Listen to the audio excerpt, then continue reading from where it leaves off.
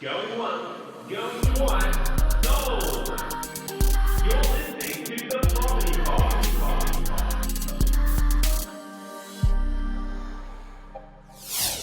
All right, guys, welcome back to the Property Pod, your accessible and easy way into the real estate market. I'm Aaron Horn, your host. I'm joined once again by Patrick Berry and John McGregor, 414 Property Co. real estate agents. Hello, everyone. Hey, boys. First go, baby. You know why? Christmas episode. Second time doing a Christmas I know, episode. how crazy is this? It's getting real. It's getting real. It's kind of, we've come full circle. We've gone through. We're award winners now. It's 2020. We've got through the darkest year of our whole life. That's correct. And like we blitzed past the death episode right through now to how many? Where are we at? I think we're at like 70 almost. So yeah, I think we might have just passed the magic number. I'm feeling good about that. I'm feeling Yeah, good. no. So it's Christmas time. I didn't plan anything for today's episode. Well, we all know that me organising guests and shows isn't always to schedule. I guess you could probably say. However, this year I've brought us a present. Oh, really? I've brought us a present. Arnie? Close enough. I mean, I do have a photo. We can present that later in the show notes. But him and I, it's been a while since we've reached out, so just waiting for correspondence back from his team. However, I've got someone next best thing. I've got someone even better. Luke McGregor. What? That's it. It's been a long time coming. But finally we've been able to put it together. He's here with us this morning, so it's going to be this is our Christmas present to wrap up the year on a high. Cool. Can I speak now? Can I speak on the podcast now? John, I cannot believe... Just a little peek behind the curtain for everyone listening. You do just sit there. You just sit there waiting. Yeah. And because you're on Zoom, you're staring at everyone. Are you like, damn, they're professional. Look at them go. They must have years of media trading. How are you, Luke? Thanks for coming in, mate. Oh, happy to be here. I've listened to every single one, so it's an honour to be on. Even though I was kicked off by the mayor the other time, that's right. was that, which is fair enough, if I want to be first place, I'll try and be mayor. And that was a good podcast. So that was a fun one. That was a good listen, actually. I kind of thought, oh no, we're bumping a Logie winner for the mayor. But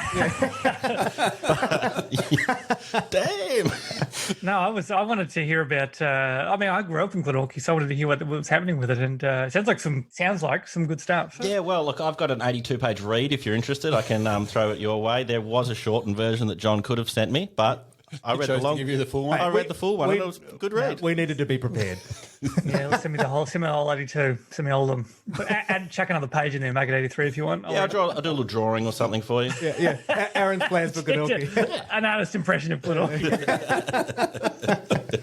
So, mate, thank you so much for coming on. We've been badgering John since probably episode 3 or 4 to say we want to talk to your brother more than you. We like talking to you, John, but your brother's way more interesting. I needed to get myself established in the show first. I think even your mum stole the thunder that time, didn't she? Yeah. When we turned her into a Bond lady. That's it. That's exactly right. It was, and then John asked me after I asked him. See an email. Said, am I going on this thing or what? Yeah. So that's great. It's good. I'm glad we got organised. No, it's really cool. I was trying to reach out to John to say, like, what are we covering? And he kind of said, well, there's a wealth of knowledge behind my brother, so we can do anything today. We can talk like economics, we can talk Rosehaven, we can even talk Ghostbusters. North Korea, whatever we want. Well, we'll just spin a wheel. We'll find out what comes up, and we'll just say, Pick a topic. "Oh, North Korea." Ding. Just grab a what do you call it? The Trivial Pursuit questions and just throw it. We'll fill up the pie every time we get it right. I listened to that one that you guys did with you and Celia doing the pub trivia podcast. Oh yeah, that was a disaster. That was a battle. We should have cheated. That was very embarrassing. Well, one of the things we always get, I've had Luke a lot of the time when I'm at open homes, is rather than getting introduced as John, they'll just usually stare at me for a couple of seconds, then go, "Are you Luke's brother?" "Oh, you're Luke's brother," but which is kind of cool. And one of the things I get the same with the property pod though. So. Which is pretty impressive since, we don't have very many videos out there of the podcast. Yeah, exactly. It's just the voice. There's an air of mystery. But the other thing, I mean, the Rosehaven does come up a lot. And one thing that we thought that I was interested to know is what the balance has been like when you and Seals have been writing Rosehaven, trying to ground it in actually real estate reality at the same time as writing a fictional story as well. The hardest part was, I mean, I've rung you a lot of times just to say, mate, what would happen if this happened? Or if a tenant decided just not to pay rent, or if a rent got lost, etc. And you were very helpful, but Mum would always say, "Oh, well, that wouldn't happen." I'm like, "Oh, I know that wouldn't happen. I'm asking what would happen if it did." And she said, "Oh, we've got procedures in place to stop that happening." Because I remember ringing if I said, "What would happen if you guys someone came in with a large amount of cash for rent, like they paid a lot of rent in advance, and then you lost it? What would happen?" And then she said, "Oh, that wouldn't." And I'm like, "Oh no, but what if it did?" And she said, "Well, we've got these." It was like I was asking. It's like I was trying to trap her in a gotcha for her business. And I'm like, no, I'm just asking. I'm trying to write a show here, Mum. It's fun. And Mum would always sort of explain all the procedures in place that would stop what I'm trying to make happen in the show happen. And Well, that would have sounded like a very interesting episode. Get out the big manual and just sit there going through page by page. That won't happen. So instead of an episode of us trying to get rent money back, it's just an episode where we just go, well, those procedures worked really well, and then we'll have 29 minutes of nothing. Which is why I never employed Mum as a writer. I mean, in Mum's perfect world, I guess it would be an episode where someone brings in cash, it gets deposited, quickly, good customer service, and then at the end it says sponsored by 414. Our ABC advertising prevents that. So, see, I was thinking that you could do a episode in the next season where Daniel decides to make a podcast studio in his real estate office to rival Bruce's radio show. Mate, it's actually not a bad idea. But we've already written the episodes now. Damn it. But that actually would have been a good effort. just to really stick it to Bruce one more time. Episodes instead of 8. No, I think one of the amazing things about the show is how grounded in reality it is, but yeah, you've got that kind of slight twist, so you can kind of follow it along. I think I've heard Celia say before that you don't have to watch every episode to get it, but if you do, you're kind of rewarded for knowing the relationship that, say, Bruce and Daniel have is so deep-seated from this years and years of knowing one another, but at the end of the day, you could just pick it up and be like, oh yeah, that guy doesn't like that guy, but they're still just living in a small town trying to make it all work. Yeah, and I think my dad's proof of that. I'm not sure if he's seen every episode, so he just sort of jumps in and out. We tried to make it something. We tried to make it a show like that where people could just, if you wanted to watch the last episode of the last season, you could start there, and then hopefully that episode's good enough that it brings you back and you watch the other ones. But it's not like Game of Thrones. If no one dies, spoiler, and so there's no red wedding at McCallum Real Estate. Yeah. The last episode of the last season will do some sort of Red Wedding-esque tribute. You heard it here first, guys. Rosehaven finale. It's going to be a bloodbath. But an absolute bloodbath. Like a rival real estate agency comes in and just starts killing everyone. Well, that was set up at the end of the last season, so yeah. That's it. But yeah, so far, I think Seals and I, because we've made such a wholesome show or a gentle show, that will probably, our next show that we write will probably be some horrendous serial killing bloodbath just to kind of get it out of our systems, because with all the storylines we can't tell on Rosehaven. Well, it's a wholesome show, and even our Nana comments to that fact as well. So Nana watches, but Dad doesn't. She did not like my sex documentary. So, had to redeem yourself somehow. Yeah, Rosehaven, she likes that. So speaking of kind of full circle, did you ever contemplate jumping into real estate or following in the family tradition? I know you went off and did economics, etc. Yeah, a little. It always sort of was there in the back of my mind. Is that something I want to do? Just because, one, it was. I know when I didn't know what I wanted to do, to have sort of like a pre-written career path where I could just sort of go with my parents, and it did a couple of times. I did think about it. The reason I didn't is just because I'm not very good at sales. I don't. I didn't really want to go into property management just because often Mum would come home and tell a horror story about it, and the idea of sales appealed to me, but I'm not very good at selling something. It's a skill I don't have, and John, I think John does. The idea of sort of having to sell a house it didn't feel like it tapped into any of my skills, so I just went elsewhere. But I don't know. I do think about it sometimes, that maybe if I hadn't gone to comedy, that I would have gone down that road and just learned how to sell a house because I'm sure it's not a skill you're born with. So Well, I know I had a dream. Must have been a few months ago. I think that all of us were working in a real estate office somewhere else, which was really surreal. Like there was about 30, 40 staff, and then I saw you walking past Luke, and then Scott was there, and then it was a surreal dream. I woke up going, "Oh, I'm really glad that didn't happen." If we get another global pandemic and the arts industry shuts down again, I'll probably, if Tassie manages to keep pandemic free, I'll probably will fly down there and join real estate. That's an interesting little twist. I know you were learning guitar over the little period, or the ukulele. How's that coming along? Grab it if you like. I'd love that. What have I got? Yeah, baby. First musical guest. That's it's a work in progress. No, but so as the pandemic kind of kicked into gear, obviously, arts shut down. I imagine that was a good time to kind of write that last season. A good time to write. No choice. Yeah, to get the final season kind of in the can, kind of written wise. It was weird. It was actually the least productive I think I've felt was during that pandemic period where we were locked down in Victoria, just because, I don't know, nothing felt as important as the pandemic at that point. It was hard to get motivated. I started trying to learn Japanese. I started to, want to write a movie, write stand-up. I thought, this is great. I'll get a whole bunch of writing done. And I barely did anything. It was sort of enough to just try and keep the sort of mental health up.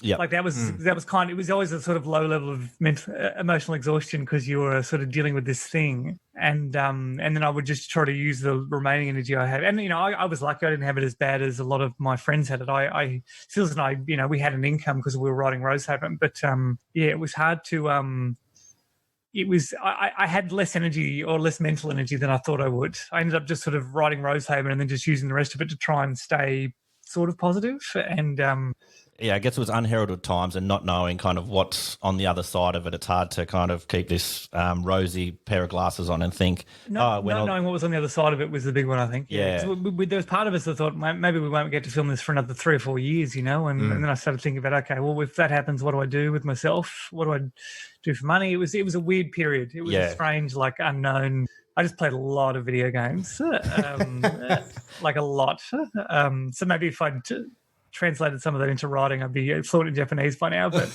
decided to try and beat Zelda instead.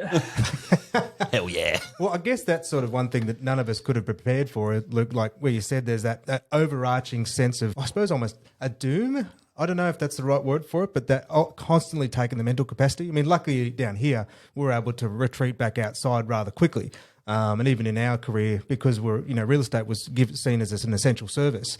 After a time, like we could start to, go back to some sense of normality. But I guess in Victoria, you were stuck in the room for months. Yeah, it was interesting you talk about property because I just bought a house pre-COVID hitting, and then this sort of became this doom and gloom of, oh God, am I going to have to sell it? And am I going to is it going to sell for way under what I bought it? And then the property market, I don't know what it was like in Tassie, but it didn't really have that much of an effect. House prices didn't move that much, at least not that I'm aware. It was, but a lot of things did sort of slow down. It was almost like it was a holding pattern, kind of like everyone just assumed that economically everything would go. And I think it's been the same with the share market. It's been an economic hit, but unlike the financial crisis, it wasn't like a failure of the financial system. It was just like a pause. Everyone's like, all right, well, as soon as this virus goes away, everything will be back to normal again. It was an unusual situation because nothing economically changed. It was just that all of a sudden we couldn't buy and sell like we normally would. So we all were just sort of waiting. Yeah, it was strange. Even though it was economically devastating for so many of us. Because at the time, because you actually been purchasing that property too, you in your case, you used a buyer's agent, didn't you? I did, yeah. Which was great. I don't like looking for houses, and I'm scared to know what to buy, and the buyer's agent helped. I think if you can get a good one, it can sort of take a lot of the worry out of it. It'll cost you. It's, what is it, 1.5%, 2% of the purchase price or more, but But yeah, it meant that for a year or so, I just didn't have to look. He would just send me houses that he liked and that he thought would earn money later, and we just kept looking until I found. Yeah, he just kept looking until he found one I liked, and you only have to pay if you end up buying one that they suggest. Yeah. So yeah, I definitely use them again. So you strung him along for over a year, were you saying then? Just really made him much, work for yeah. that 2%? Just waited until I thought I got my money's worth. And I said, okay, that one. Yeah, I like the first one, but now you've really worked for it. I'll take this one. Oh yeah, no, the first one was a dream home. Should have taken it. But that goes to show though, like how hard that. Well, if you were to spend a whole year going to open homes and doing all the research yourself, how much time that would have taken outside of doing other stuff that is fundamentally more dollar productive and better in your creative sense too, I suppose. Yeah, it was. I rang him a couple of times and just said, mate, should I pay you something? Because he's been looking, it'd been like 6 months and I hadn't done any, he still hadn't paid him anything. And I just felt like, and he's like, oh, no, it's fine. It's their incentive to keep looking is to get the payday, I suppose. But so it's kind of cool in a way in that it's sort of set up to benefit the person. Like obviously it benefits them to sell you a house, but you don't have to say yes to anything that they put forward. So you never really feel like you're getting ripped off because you have to say yes to the property you buy. So yeah, you're still in control. I guess they could know that a sewage plant is being built next to your dream home the next day and keep it secret from you. But there's I think there's stuff in the contract set up that can't happen. So it's I had a really good experience with it anyway. So how many of the block houses did he show you there in Victoria? Oh, how many are there? A few. Because they always Hughes got one, doesn't he? Well, that's what I'm wondering. Always, how many people own these houses on the block? Because I know Hughesy owns one block, but they always build a block, right? They always build a set of units. Is that right? I think they try and change it up each year. Like this last year, it was they had to go through the eras. There was like a 1920s home, a 1930s home, and I was like, man, you're getting stitched if you're getting like a really crap era. It's getting worse. Yeah, yeah, like the one has to have asbestos and things like that. Well, that was the building material at the time. It's I always worry the blockhouses are like Pimp My Ride, where they they put a popcorn machine in your car, and then later on you're going, oh, actually, a popcorn machine in my car is a huge safety hazard with the boiling butter, and we have to fix this. So I do worry with the block it's the same, where they if you get in a proper builder later on to sort of fix all the mistakes. I always think that too. I'm like, there must be stuff that's stuck together with sticky tape just to look good for the TV. Don't know. You spin the camera around it. It's absolutely. But you watch the whole show with all the mistakes that get made.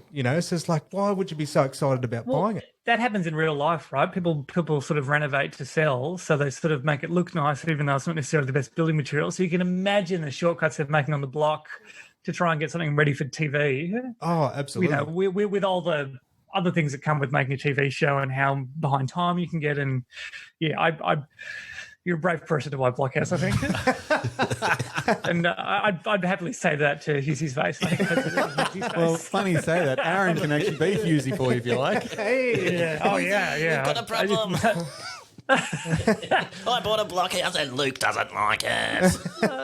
It's like he's there. It's like it's like I'm hanging with him right now. Hey, mate. Well, I know it was funny a couple of times. Lukey corrected me specifically when I was trying to throw out some economic terms when we've probably, what would you say? We've got a little bit deeper than our knowledge really stretched us, I guess. But what was it's hard, It's you're not. The thing about economics is you're never really wrong. I mean, negative gearing was a great one. That sort of negative gearing, when Labor wanted to sort of pull that back, that led to a lot of articles on, oh my God, the property prices are going to drop through the floor and blah, blah, blah, blah, blah. And, the problem with economics is that no one's really wrong. Like no economist would say to you, if you got rid of negative gearing, they couldn't say to you in the same way, a doctor wouldn't say to you, I think this is benign, but it could be cancer. And you can't make the doctor say, it's definitely not this. It's definitely not this worst thing in the world. It's just very unlikely that this will happen. It's kind of the same with economics. Like negative gearing is a great example because negative gearing is ultimately that's something in place that helps investors. And anything that helps investors by definition makes it harder for someone who wants to buy a home to live in to buy it. in the same way that if a grant helps like first-home buyers makes property buying, it's that thing of it neither makes something easier for someone. It just increases their purchasing power. So if you have a first-home buyer's grant or you have a negative gearing, then that just increases the amount of that increases their purchasing power. So for property, it doesn't make purchasing property easier. It just means they have a higher purchasing power now. And what's that do? That increases the price of property. So if you want to deal with housing affordability, and if as a nation you say, okay, the main thing we want to have set up is that anyone who wants to buy a house to live in should have the easiest time. And you can do that two ways. You can either, prop up a first-home buyer or a home buyer by giving them grants, by removing taxes for them. And as a government, that reduces your revenue stream because you're either reducing a tax or you're giving away money. And it's arguable whether that has an impact on the government because the government, as you know, we have a sovereign currency, we can print money. So, but again, you're artificially inflating the property market by giving someone a grant as opposed to removing a tax or removing an incentive, because someone who negatively gears is essentially being subsidised by the government, and that the government is not asking them for tax they would otherwise pay. Yep. So at some point, a government has to come in and say, all right, well, look, the property market's high right now. It's difficult for people who want to buy a home to live in it to buy.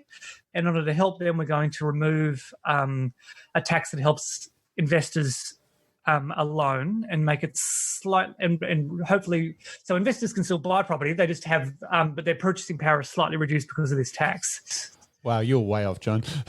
Well, exactly. So it's not and there's no right or wrong answer. It's just like as a country, who do you want to, what position you want to take? Well, see, then it's up to us as a nation to sort of decide where we want to go with that. Well, I hadn't thought of that way, and a couple of things that come to mind is that where Luke, you said all of a sudden prices are going to drop. All of a sudden it shifts from a normal discussion to almost ideological. So it's that they're going, well, now it's going to be doomsday and everyone's going to lose all their money and no one's going to have properties to rent and it's just going to be catastrophic. But I mean, obviously, that's just not the case. Secondly, where you said we have to make a decision on who we're going to support to make it easiest to purchase. Well, obviously, then if we've got in tax incentives for people buying investments, then all of a sudden we're trying to evenly match with incentives for first home buyers. Isn't that in some reasons just completely just countering each other out? Like, wouldn't it be then if you're going to and then basically exactly? So it's sort of by throwing in all these incentives, you're forcing or enabling people to buy earlier than they probably naturally would in their cycle. And I think that's where you talked about when I was watching those weekly videos where a negatively geared property for an investor, maybe they'd need another 5 years to build in their capital that they could then naturally purchase an investment property within their means. However, the negative gearing capacity enables them to overstretch themselves where they otherwise wouldn't have. And it's less that they'd have to wait to buy property. It's just that they'd have to buy property that takes into account the fact that they won't be able to negative gear it anymore. So it just means they buy a less expensive investment property. Yep. So if you allow people to negatively gear, all of a sudden they can buy a house that costs this much. And if you take away negative gearing, now they can afford to buy a house that costs this much. So they still might enter into the market. They just their purchasing power is slightly decreased because of negative gearing. So then in turn that makes it easier for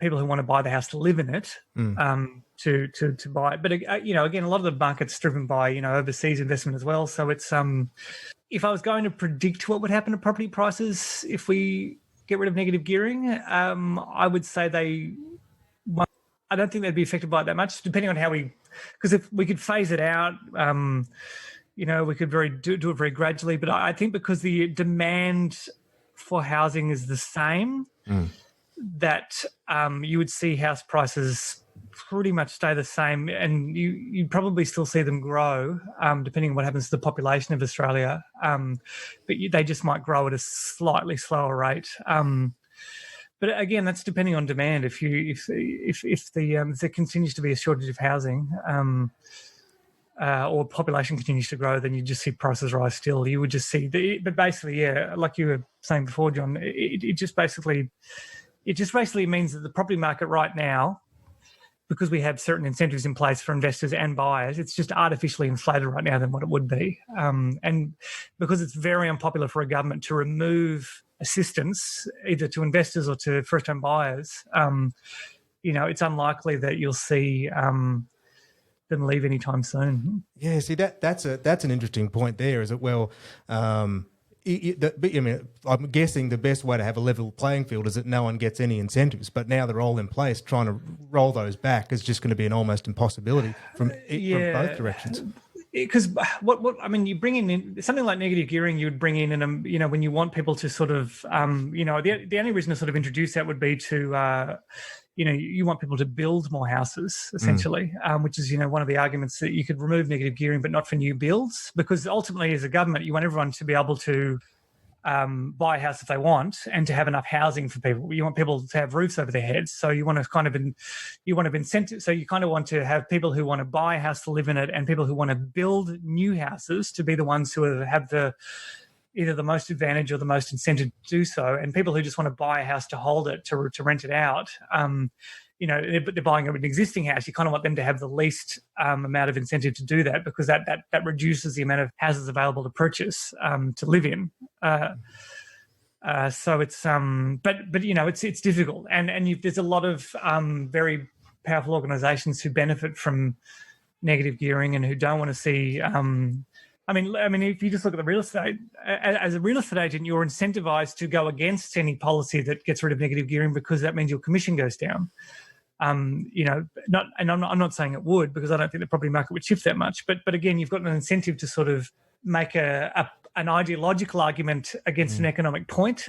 And it just makes it really, and then this is just a problem with politics, it just makes it really hard to sort of do anything, because everyone sort of gets on a high horse about what. That's why I think you couldn't have chosen the more two subjects to master in, Luke, when economics and politics. If you're going to do wrap your head around that for a second. It's tricky, because I had an argument with mum and dad about negative gearing, which is ridiculous. they're not arguments. They're my parents, yeah. and I'm like, what? And how did this economic point become an argument? But that's just what happens. As soon as I'm sure there's people listening to this podcast right now hearing negative gearing and getting the defenses up against it. It's a tricky one. That's why I learned economics, is because I didn't want to talk about this stuff emotionally. I just wanted to look at it from an economic perspective. And that's why I love economics, is because you just talk about things from a almost a mathematical point of view, or a very dry point of view, and you're just like, all right, well, what fundamentally happens to supply and demand in this, and demand elasticity, and purchase a utility at certain prices. It's just which is basically a very big way, a very fancy way of saying, what happens to people who want to buy or sell.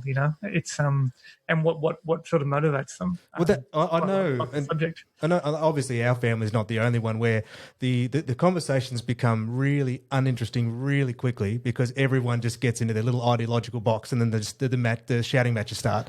You're not really talking about anything anymore. You're just shouting at each other. Geez, Christmas must be fun at your place, John. It's great. Yeah, wait till the tequila shots come out. It's common though, right? If you see it on Twitter, or you see, even politicians in question time yelling at each other. There's not another example is climate change. No one really trusts a. Ideally, you'd have a situation where, you'd send off the scientists and they'd say, okay, is climate change caused by us or not? And they go, it's caused by us. And you go, okay, great. So, and then you'd argue about what are you going to do about it? But instead we argue about whether it's real or not. And then you sort of never get anywhere. And it's tricky. And then, that's just a problem with the political cycle, I suppose, is that, ideally we'd trust the same institution, and then we'd argue over whether or not how to solve the issue. But instead, we actually argue over whether something's a problem or not, and that's difficult. And negative gearing is a classic example of that, is because you've got this issue where it's hard for people to buy a house to live in it. It's very expensive, and it's more expensive than it was in the past, and wages have not grown at a high enough rate to counter to that. So you've got a problem in politics where you're like, okay, so we need to make it easier for people to buy a house to live in. But any measure that you try and do to help that, which is why you keep seeing more and more grants, because you don't want to upset investors who are also voters. So you just keep, but the problem with grants is you just keep inflating the property market more and more.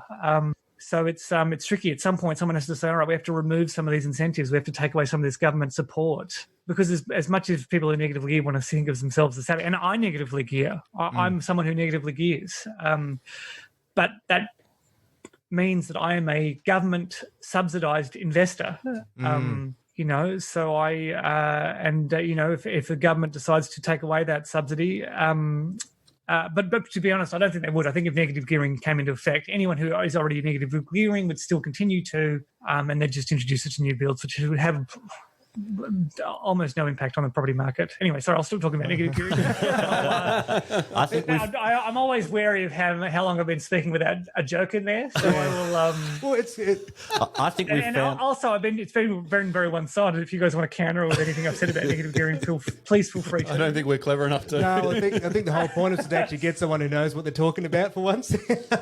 I really like economics because hopefully it takes away some of the emotive stuff, and you just sort of look at the fundamentals, which is what I like. I think we found that second, that follow-up series for you and Seals is maybe like a American Psycho or Dexter style show where you move to Canberra and start picking off all these politicians. I think you found your your dark follow-up show. Oh man, yeah, I'd love to interview some politicians for the weekly, but Charlie won't let you. Yeah, it's just tricky. Just because politicians are.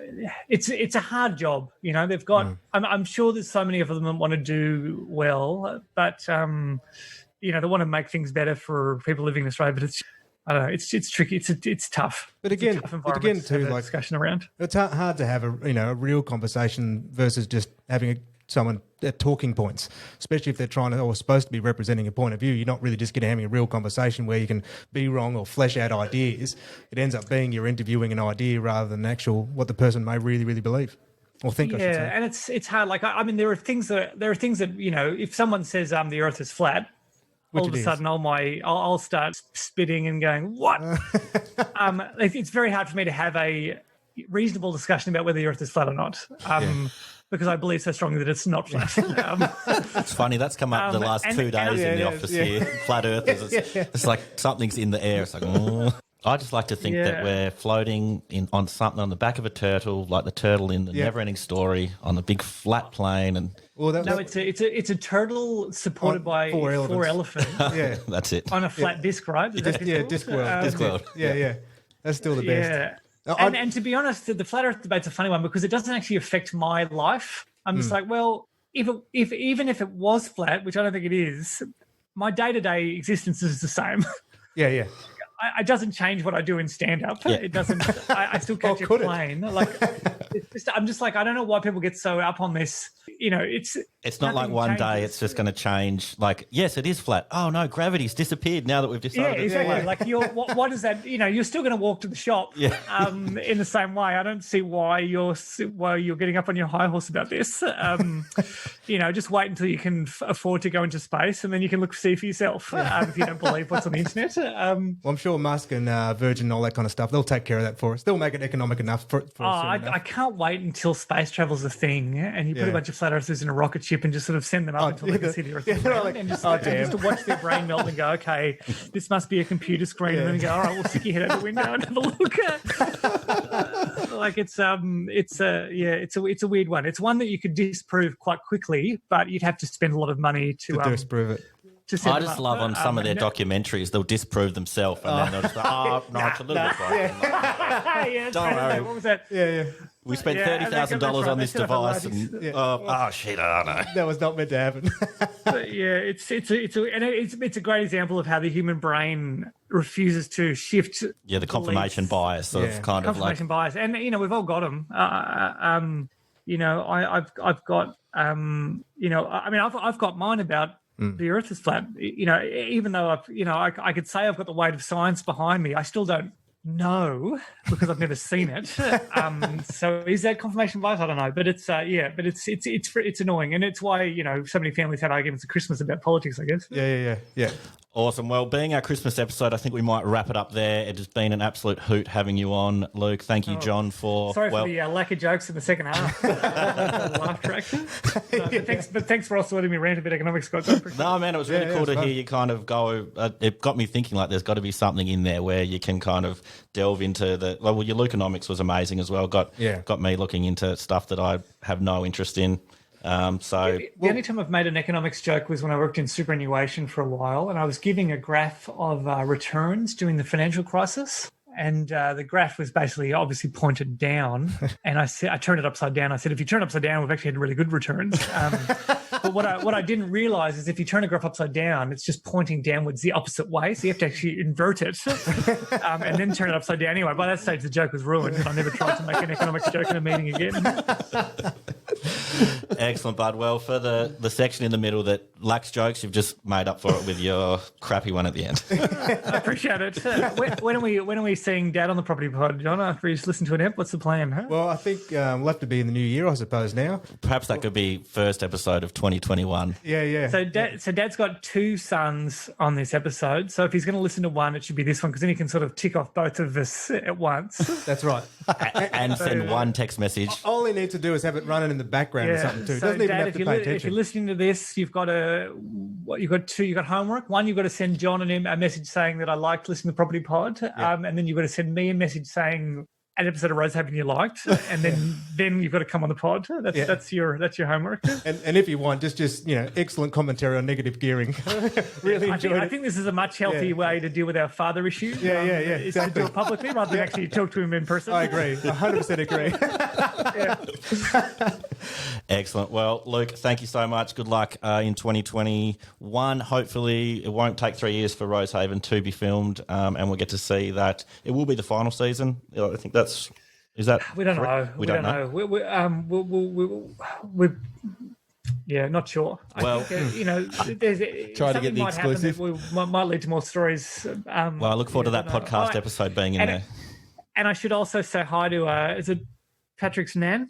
No, my nan. Your nan. Yeah, she would love that. Hello, Nan. Thanks for tuning in. Thank you very much. She'll love that. That'll make her Christmas. Awesome. Thanks, everyone, guys. I really appreciate it. No, thanks. You guys are great, though. You guys do a good job of, talking about.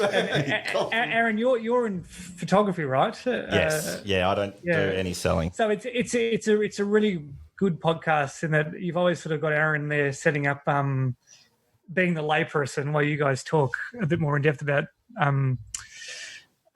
property. And the episode with the mayor was brilliant. Yeah, Chris. And it's a really good podcast, guys. It's really, I listen to it even though I'm doing it partly to support John. Now I'm just I only have to listen to one to support John. Yeah, it's done now. Yes, exactly. But I listen to all of them. No, we appreciate that, man. It's fun to do. It shouldn't be as fun to do as it is, but it's fun to do. Yeah. Well, let's finish with song. Awesome. All right, well, I'm gonna go back to bed. Thanks for coming on. Yeah, thanks so much, mate. No worries, guys. Thanks for having me. Thanks. Catch you later on. See ya. mate. See you later. Bye. From all the team at 414 Property Co, we would like to wish you all a Merry Christmas and the happiest of New Years.